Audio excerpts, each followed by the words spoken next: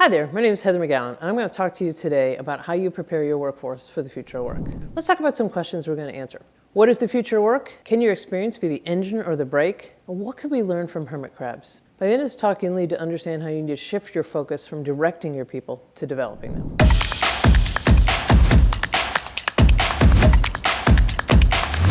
The future of work is many things. It's who works, what they do, where they do it, how they do it, and why they do it.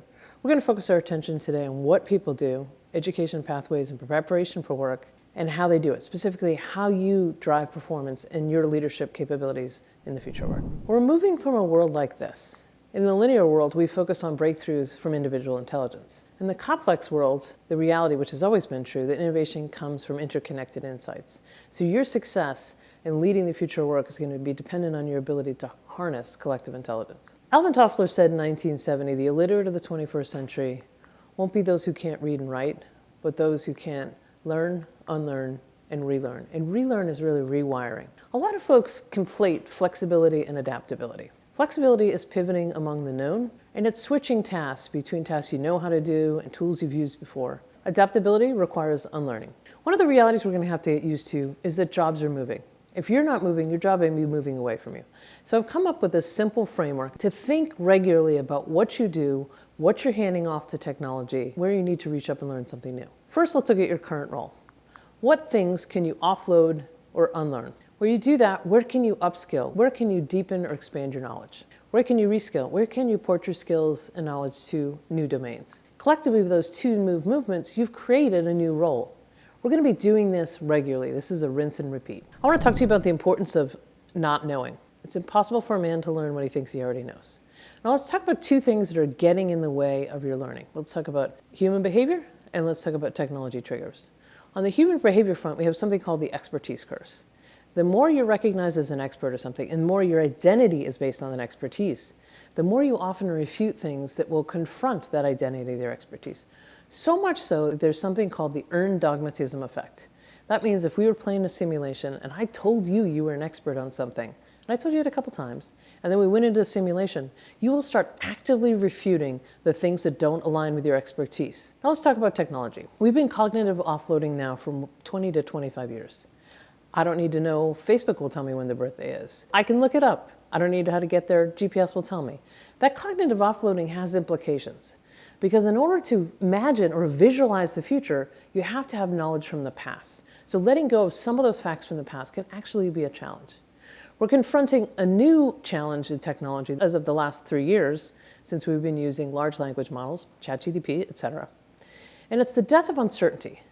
When you can ask ChatGPT a question and it can give you a cogent answer that sounds so convincing you think you came up with it, that's when we lose that very important productive friction. Productive friction is how we learn. Now I want to talk to you about the growing importance of behaviors. So when the skills and knowledge we needed for a job was relatively known and the change rate was relatively low, you could hire someone with past skills and experience. Get me somebody who's done that job before with credentials and proof that they've done that job before. Now as the change rate picks up, like I need somebody who's got a background in cybersecurity, but I can't find someone with experience in it, get me someone with a degree in it. Then when things were moving too quickly and I couldn't get someone credentialed because it takes about a decade from the time we decide we need a degree in something to build the curriculum, get somebody through it and prove it.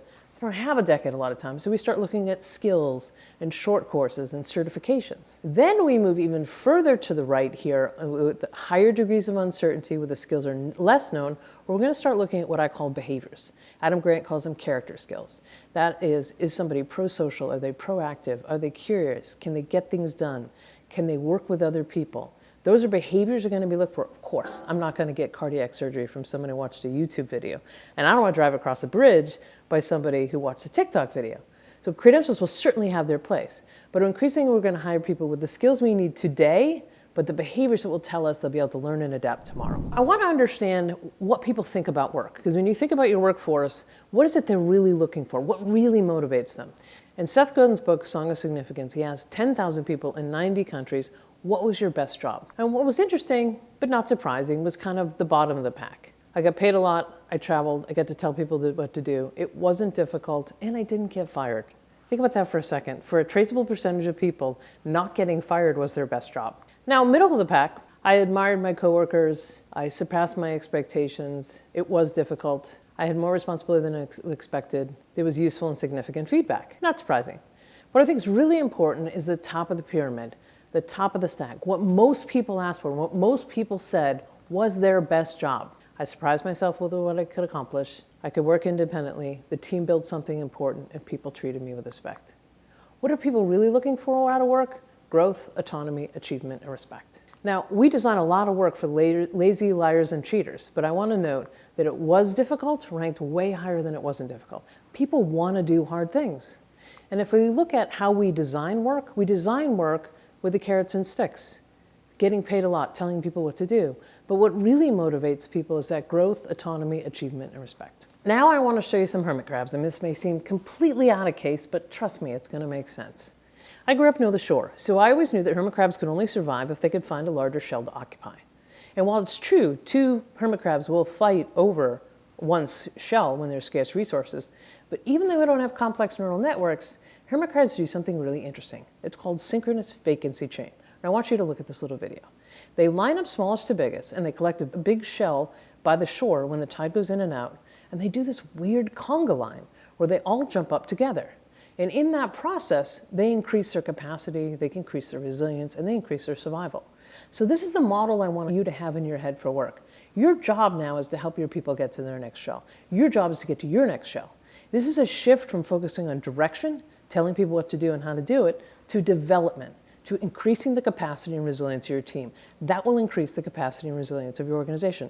This is fundamental for the future of work. Now I want to recap with a couple of key points. Leadership. You're now focusing not on your own individual intelligence, not yourself as an unquestioned expert, but how do you harness collective intelligence? Mindset. Your focus is learning and adaptation, helping people get to their next shell. Motivation. Seth Godin proved it. It's intrinsic. Dan Pink proved that 14 years ago, I think it was. Focus. Your focus is now moving from directing people, telling people what to do and how to do it, to development. Now, if you find this video helpful, I want to direct you to my next video, which is how will AI impact the future of work? You can find that link in the description below. Again, my name is Heather McGowan. Thanks.